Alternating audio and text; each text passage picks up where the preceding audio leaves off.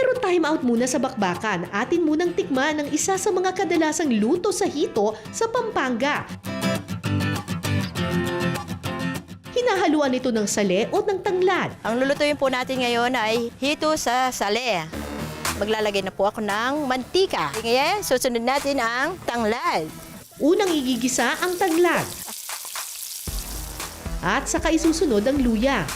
Halu-haluin natin ng konti para medyo mag-brown siya. Pagkatapos, igisa na rin ang sibuyas. At ilagay na ang hito. Para matanggal ang lansa. Lalagay ko ng konting asin. Tapos konting paminta. Pakukuluin lang hanggang sa maluto ang hito.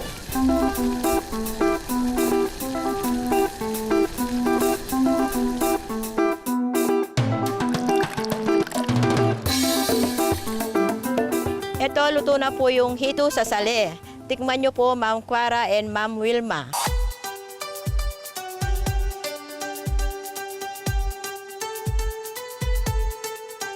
Okay, eto na po. Titikman na namin ang hito na niluto sa tanglad para mabawasan ng lansa.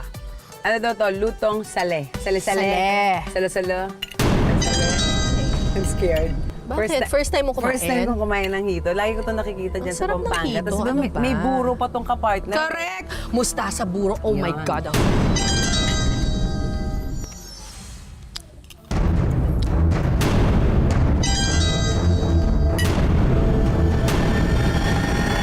O ano? Kumusta? In fairness, hindi siya malansa. Kasi in-expect ko malansa yung hito eh. Masarap pala siya. Diba? Magluluto akong ganito. Sarap ng tanglad!